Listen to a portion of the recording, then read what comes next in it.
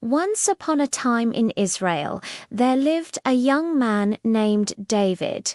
He was a shepherd, but also a musician. He was kind and humble, and he was also very handsome. One day, King Saul needed someone to play the harp and make music for him, and people suggested David because he was so talented. So David went to the palace and played beautiful music for the king. At first, Saul felt relaxed listening to those sweet sounds. He also felt happy that he had found such a good musician. However, one day when Saul was feeling depressed, David's music could not lift up his heavy heart. Suddenly, Saul took his spear and hurled it at David. Luckily, David dodged and the spear hit the wall behind him. The king was shocked to see that David was not afraid at all. David said, "Why did you try to kill me? I have only played music for you and honored you like a king." Saul said, "I am sorry. I don't know what came over me. Please forgive me, David." Then David forgave him. He realized that the king must be going through something difficult, and since nobody else could help him, David wanted to do his best as a friend. In the following days, David continued playing music for Saul. Besides the harp, he also taught the king how to play it. Saul learned quickly, and he started enjoying playing even more than listening. But one day, Saul was practicing in the courtyard, and David accompanied him with the flute. Some women came by to watch them playing. They were so amazed by the beautiful music that they began to sing and dance around them. The women praised Saul and said, "Saul has slain his thousands, and David his tens of thousands." The women kept singing the song as they went into the city. When Saul heard it, he was angry. He stopped playing and asked his guard, "What did the women say? Come on, tell me the truth." The guard repeated what the women had said. Saul felt a strong anger rise inside of him. He was not angry at David for defeating Goliath or for winning many battles for Israel. No, Saul was a brave warrior, and he knew that David had saved Israel from the Philistines. Saul was proud of his people's victory and had celebrated it with everyone. But now, when he heard the song, he felt threatened. Saul thought, "They give David more praise than me. What more can he get but the kingdom?" From that moment, Saul's attitude towards David changed. Now he felt only hatred and jealousy towards him. Every time David played for him, he remembered the song of the women. Every time he saw David, he felt more and more suspicion towards him. In reality, Saul did not have any reason to think badly of David. He knew that David was honest and loyal, but his jealousy made him forget all the good things David had done for him. David didn't understand why Saul was acting that way. He still played music for the king every day and did his best to cheer him up. But Saul just kept throwing spears at him, trying to hurt him, but David dodged all of them. Then David started avoiding the king. Whenever Saul called him, David sent his friends instead. But Saul kept getting angrier and angrier, and he decided to kill David. He told his men, "Tonight you will wait outside David's house. At dawn you will enter his house and bring him to me. I want to talk to him about some important matters of the kingdom."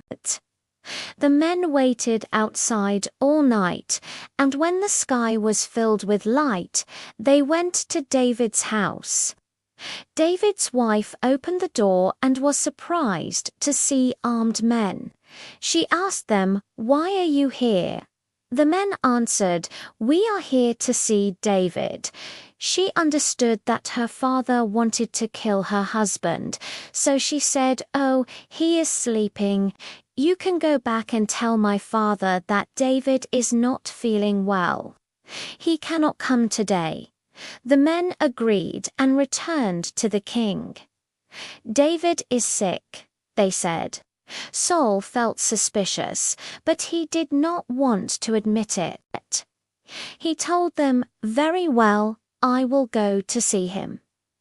When Saul entered the house, David's wife said, "My lord, the king has come." She woke up David and said, "Quickly, hide under the bed. The king wants to see me alone." Then David hid under the bed and covered himself with a blanket. Saul entered and said, "Michal, where is your husband?" She said, "My husband is not feeling well. Why does my lord ask for him? I want to talk to him about an important matter, but you can see that he is sick." "How could you? Where is he? I insist on seeing him." Michal thought for a moment. Then she got an idea. She said, "Of course, my husband is sick, but if you want to see him, he is in the bedroom." Saul entered and saw David lying on the bed, still covered with the blanket. He was too lazy to uncover himself, and Saul thought that David was pretending to be sick. He got mad and shouted, "Why are you pretending?" "Do you think I am an idiot?" David said in a weak voice. "No, my king. I really am not feeling well. Please forgive me." Saul said, "Get up. We need to talk." David stood up slowly and said, "I am sorry, but I am still weak."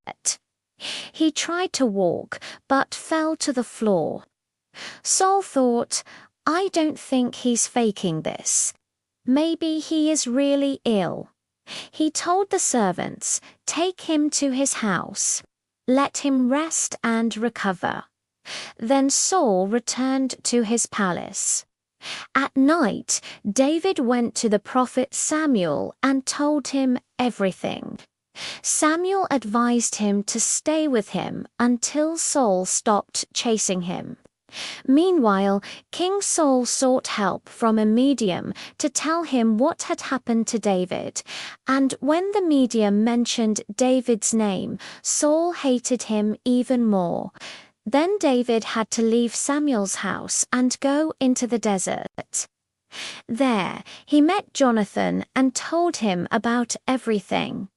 Jonathan promised to warn him if his father tried to hurt him.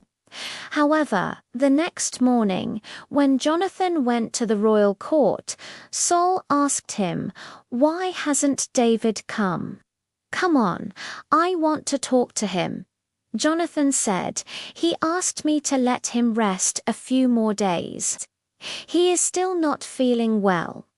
Saul was suspicious and said, "I will go to see him myself." Jonathan said, "Father, don't do anything rash. David has done nothing but good for you. Why should you harm him?"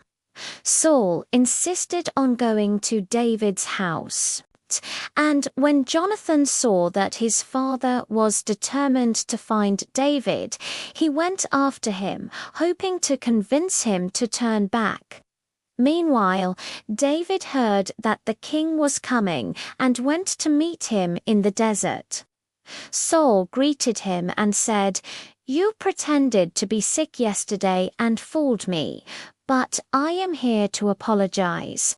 I am sorry for what I did to you. It will never happen again." Then Saul hugged him like a son, and both went back to the city together.